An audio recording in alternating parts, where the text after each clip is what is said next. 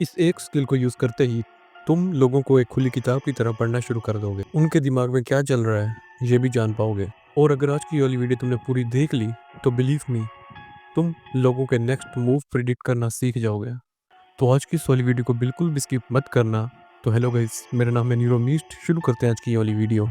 देखो, ज़्यादा ऑब्जर्व वही करता है जो साइलेंट रहता है। यहीं से शुरू होता है रूल नंबर 1।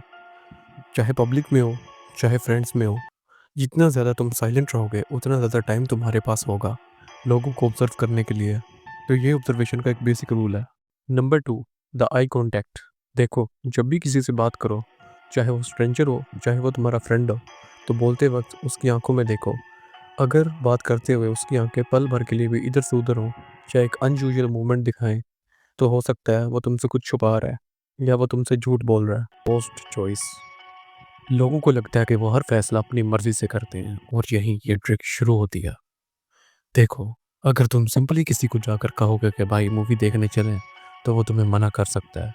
लेकिन अगर तुम उसको ऑप्शन दो कि भाई मूवी देखने जाना है कि लाइब्रेरी, तो अगर तुम उसे दो ऑप्शन दोगे, तो दोनों में से एक उसको सिलेक्ट करना पड़ेगा। और अगर ये दोनों ऑप्शन तुम अपने फ़ायदे वाले रखो, हाँ, तुम समझ रहे हो, अगर ये दोनों ऑप्शन तुम अपने फ़ायदे वाले रखो, तो उसे उन दोनों में से एक को सिलेक्ट करना ही होगा। उस इंसान को लगेगा कि ये फ़ैसला उसने अपनी मर्ज़ी से किया है, लेकिन असल में ये फ़ैसला तुमने किया है कि तुम उसे कहाँ ले जाना चाहते हो। Number 3, notice the micro reaction. देखो, माइक्रो रिएक्शन वो रिएक्शन होती हैं जो इंसान की बॉडी कुछ देर के लिए दिखाती है। फॉर एग्जांपल, अगर कोई इंसान सच बोल रहा है तो वो तुमसे कॉन्फिडेंस में बात कर रहा होगा। लेकिन अगर कोई इंसान तुमसे कुछ छुपा रहा है या झूठ बोल रहा है, तो उसकी बॉडी लैंग्वेज में चेंजेस आएंगे। इन रिएक्शंस को माइक्रो रिएक्शन कहते हैं। फॉर एग्जांपल, अगर सामने वाला तुमसे झूठ बोल रहा है, तो बोलते हुए उसकी हिप जॉइंट में कोई स्ट्रेस आएगा, या उसका लेफ्ट हैंड थोड़ा सा शेक होगा, या हो सकता है कि उसके शोल्डर भी कॉन्ट्रैक्ट हो। ये कुछ बेसिक माइक्रो रिएक्शन है जो कुछ देर के लिए सामने वाले की बॉडी में आएंगे। अगर तुम उसे पूरी तरीके से ऑब्जर्व कर रहे होगे, तो तुम इनको नोटिस कर पाओगे। नंबर 2, लोगों को लगता है कि वो बहुत ज़्यादा स्मार्ट हैं और हर चीज़ के बारे में जानते हैं। यही इनकी सबसे बड़ी वीकनेस है। तो ट्रिक नंबर 2 यहीं शुरू होती है।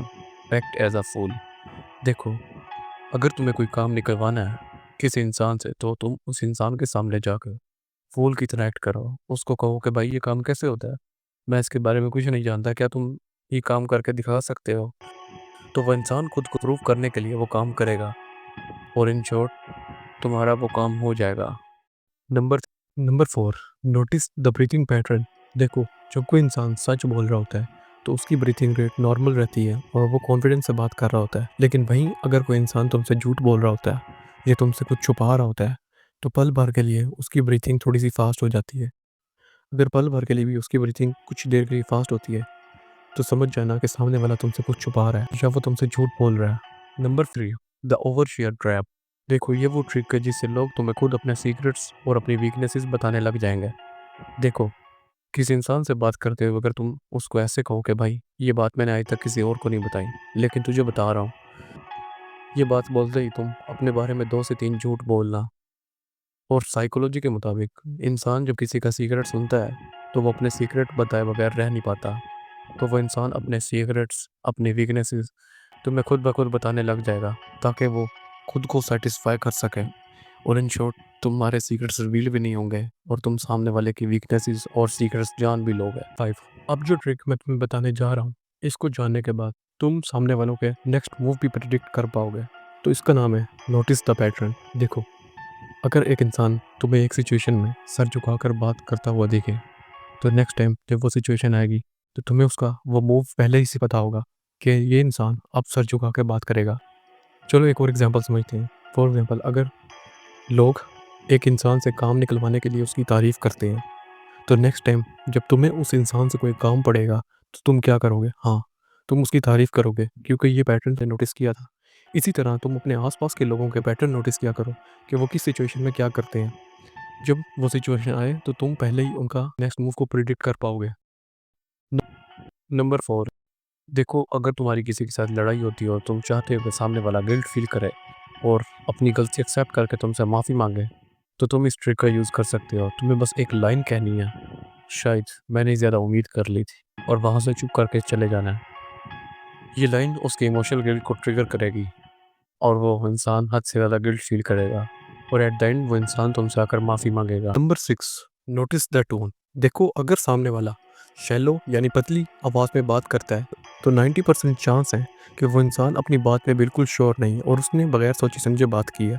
वहीं अगर एक इंसान नॉर्मल वॉइस में बात करता है तो 90% चांस है कि वो इंसान कुछ ना कुछ सोच के बात कर रहा है। लेकिन अगर इंसान बिल्कुल पिच यानी भारी आवाज़ में बात करता है, हो सकता है कि सामने वाला अपना डिसीजन ले चुका हो और वो उस बात में 90% से ज़्यादा श्योर हो। तो अगली बार जब किसी से बात कर रहे हो तो उसकी टोन पर भी फोकस करना कि वो किस टोन में बात कर रहा है।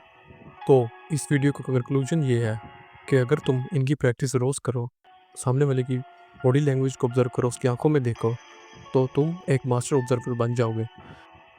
Number 5, the reverse psychology. अगर तुम किसी इंसान को कहते हो कि तू ये नहीं कर सकता, तो वो इंसान खुद को प्रूव करने के लिए वो काम करता है। बस तुम्हें इसी प्रिंसिपल का यूज़ करना है। अगर तुम्हें कभी किसी इंसान से कोई काम निकलवाना है, तो तुम्हें बस उसे ट्रिगर करना है, ये कहकर, "ये तेरे बस का नहीं है, तो रहने दे।" बस इतनी बात करते ही वो इंसान वो काम करने के लिए पागल हो जाएगा।